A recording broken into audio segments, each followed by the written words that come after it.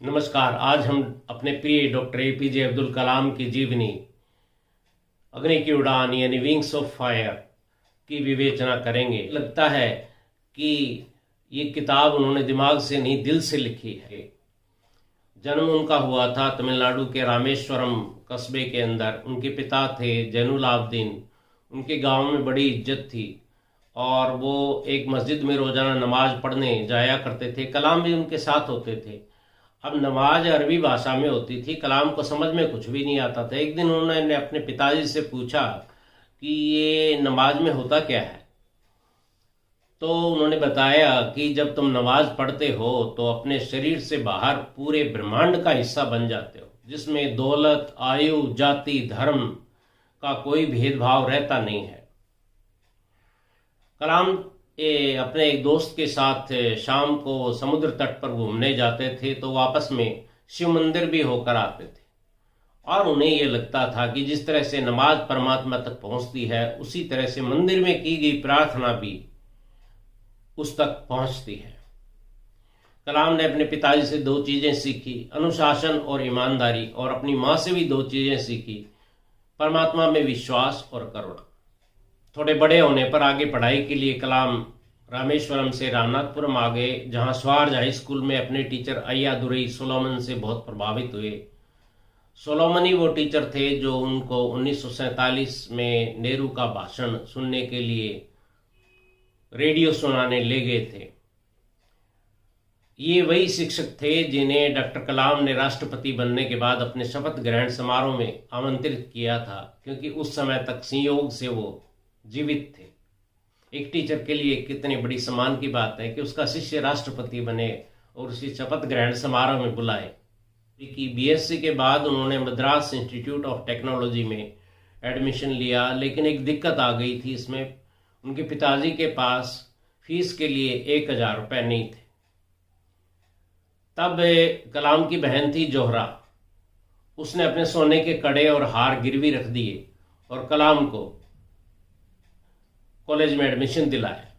इसके बाद उनका मन था कि एयरफोर्स में भर्ती हो जाएं। इसके लिए उन्होंने आवेदन किया और 2 राउंड हुए साक्षात्कार के, लेकिन दूसरे राउंड में 25 कैंडिडेट थे, जिसमें से 8 का सिलेक्शन हुआ। इनका स्थान 9वां था। इनको बड़ी निराशा हुई। देहरादून में इंटरव्यू था और ये देहरादून से फिर कुछ मन हल्का करने के लिए ऋषिकेश चले गए। वहां पर उनको स्वामी शिवानंद मिले। इन्होंने अपनी बात बताई उनको। तो शिवानंद ने कलाम से कहा कि नियति को ये स्वीकार नहीं है कि तुम पायलट बनो। इस असफलता को भूल जाओ और अपने को ईश्वर की इच्छा पर छोड़ दो। उन्होंने कहा कि जो इच्छा तुम्हारे हृदय और अंतरात्मा से उत्पन्न होती है, यदि वो सच है तो उससे एक विस्मित कर देने वाली विद्युत चुंबकीय ऊर्जा पैदा होती है, और ये ऊर्जा रात को जब हम सो जाते हैं तो आकाश में चली जाती है। सुबह ये ऊर्जा ब्रह्मांडीय चेतना को लेकर वापस शरीर में आती है। इसलिए जिसकी कल्पना तुमने की है वह निश्चित रूप से प्रकट होगा। स्वामी शिवानंद की ये बातें कितनी सच निकली। यहाँ तो असफलता मिली। उन्होंने एक और जगह आवेदन किया था जहाँ 250 रुपये की बेसिक पे पर उनका असिस्टेंट साइंटिस्ट की नौकरी लग गई। वहाँ कुछ दिन काम किया तो इनका सिलेक्शन इसरो में हो गया। इसी सिलसिले में उनको केरल में तिरुवनंतपुरम के पास थुम्बा गांव जाने का मौका मिला, जहाँ पर रॉकेट प्रक्षेपण केंद्र स्थापित करने का फैसला लिया गया था। इसके लिए लगभग 600 एकड़ का इलाका लिया गया, लेकिन इसमें एक दिक्कत आ गई। उसके बीच में एक चर्च पड़ता था और धार्मिक भूमि का अधिग्रहण आप आसानी से नहीं कर सकते हैं। इन्होंने त्रिवेंद्रम के जो कलेक्टर थे उस टाइम के, माधवन नायर, उनसे मुलाकात की और नायर ने बिशप फादर डॉक्टर डेरिरा से अपनी समस्या बताई। डॉक्टर डेरिरा ने कहा कि तुम ये जमीन क्या, मैं पूरा चर्च ही दे देता हूं, तुम इसमें अपना ऑफिस बनाओ और काम शुरू करो, ये भी देश का काम है। एक फादर ने ऐसा नेक काम किया। उनकी देशभक्ति, उनकी धार्मिकता पर विजयी रही। इसके बाद कलाम गए नासा। नासा में उन्होंने एक चीज़ देखी कि वहाँ पर जो रिसेप्शन था फ्लाइट फैसिलिटी का, वहाँ पर टीपू सुल्तान की फ़ोटो लगी हुई थी, जिसमें उन्हें अंग्रेज़ों के विरुद्ध लड़ते हुए रॉकेट का प्रयोग करते हुए दिखाया गया था। जब 1799 में टीपू सुल्तान युद्ध में मारे गए तो अंग्रेज़ों की सेना ने 700 से ज़्यादा रॉकेट और असला बरामद किया था। यानी हमारी रॉकेट विज्ञान उस समय काफ़ी विकसित थी। ये इसलिए किसने ये काम किया था ये तो पता नहीं चला, क्योंकि टीपू सुल्तान की मृत्यु के साथ ही भारतीय रॉकेट विज्ञान का पटाक्षेप हो गया। यहाँ से जो सामान मिला था उसे एक अंग्रेज इंग्लैंड ले गया। यहाँ भारत में डॉक्टर विक्रम साराभाई एक उपग्रह प्रक्षेपण यान का मन बना चुके थे। कलाम प्रोफेसर साराभाई से बहुत प्रभावित था। उनकी खास बात थी कि वो निर्णय बहुत जल्दी लिया करते थे। बीच में कलाम खलील जिब्रान का उल्लेख करते हुए कहते हैं कि बिना स्नेह के बनाया गया भोजन उस अन्न के समान होता है जिसे व्यक्ति खा तो लेता है, लेकिन वह भोजन उसकी आधी भूख ही शांत कर पाता है। जो लोग किसी काम को दिल लगाकर नहीं करते हैं बल्कि बेमन से करते हैं, उन्हें आधी अधूरी ही सफलता मिलती है पाएगा। यदि आप एक ऐसे टीचर हैं जो टीचर कम और बिजनेसमैन ज्यादा है, तो आप छात्रों की आधी जरूरत ही पूरी कर पाएंगे।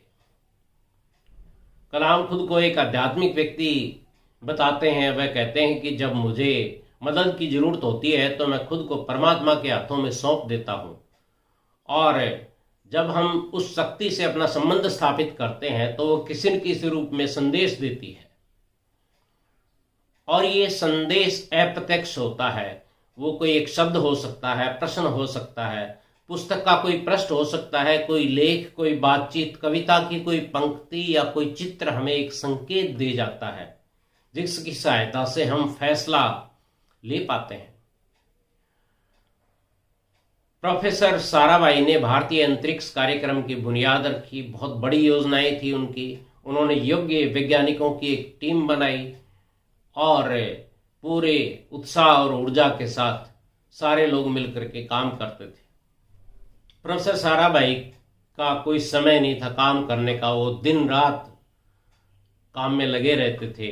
लेकिन एक हादसा हुआ। 30 दिसंबर 1971 को दिल का दौरा पड़ने से उनका निधन हो गया। इससे जो भारतीय स्पेस कार्यक्रम था उसको बड़ा धक्का लगा। अब ये काम प्रोफेसर सतीश धवन को सौंपा गया। कलाम ये कहते हैं कि किसी उद्देश्य की सफलता के लिए ये जरूरी है कि जिस आदमी को जिम्मेवारी दी जाए उसके पास पर्याप्त वित्तीय अधिकार और प्रशासनिक शक्तियां होनी चाहिए।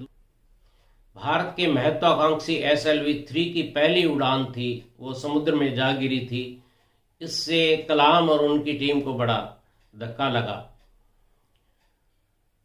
इसरो के वैज्ञानिक अपने काम से किस तरह भावनात्मक रूप से जुड़े रहते हैं इसका पता एक घटना से चलता है। SLV-3 की टीम के एक सदस्य थे शिवकामी, जो त्रिवेंद्रम से एक सी बैंड ट्रांसपोंडर लेकर के आ रहे थे जिसे SLV-3 में लगाया जाना था। अब हुआ ये कि मद्रास हवाई अड्डे पर उतरते समय वो विमान जिसमें शिवकामी बैठे थे फिसल गया और रनवे से आगे निकल गया। उसमें से धुआं निकलने लगा। इमरजेंसी गेट खोला गया और लोग तेजी से बाहर भागने लगे।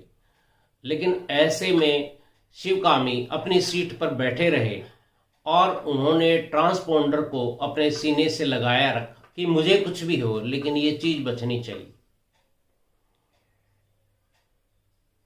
18 जुलाई 1980 को SLV-3 को सफलतापूर्वक प्रक्षेपित कर दिया गया। भारत के लिए एक बड़ी उपलब्धि थी।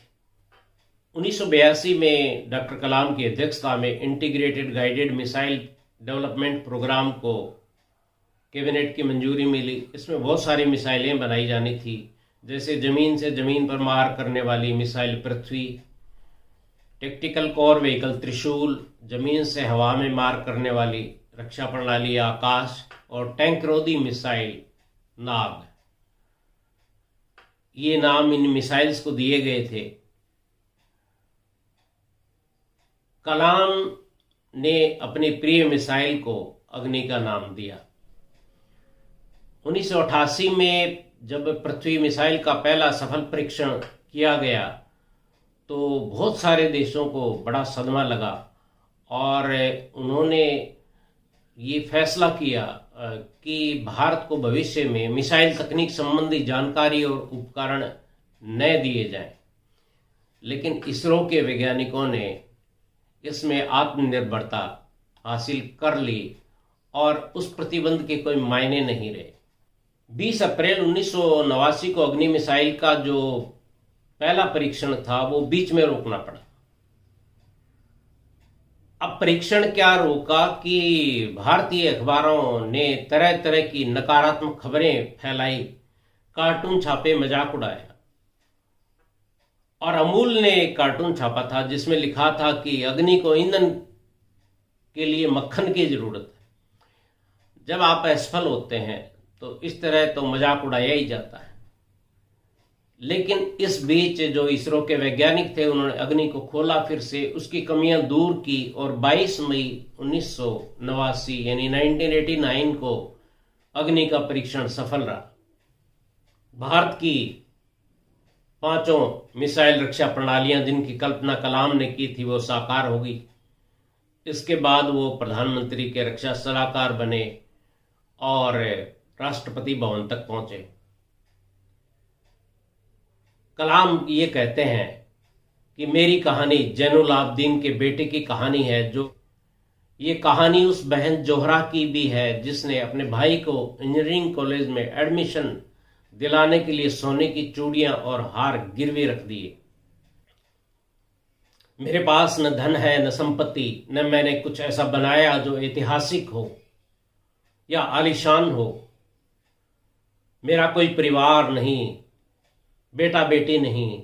मेरे परदादा अबुल, मेरे दादा फकीर और मेरे पिता जैनुल आबदीन की परंपरा मेरे साथ खत्म होती है। अग्नि की उड़ान कोई किताब नहीं है। ऐसा लगता है जैसे कलाम सामने खड़े होकर हमसे बात कर रहे हैं। अग्नि की उड़ान एक मिसाइल की उड़ान नहीं है, बल्कि एक साधारण स्थान से आने वाले साधारण व्यक्ति के सपनों की उड़ान है। आपका दिन बहुत ही शानदार गुजरे। मुझे सुनने के लिए आपका बहुत बहुत धन्यवाद। नमस्कार।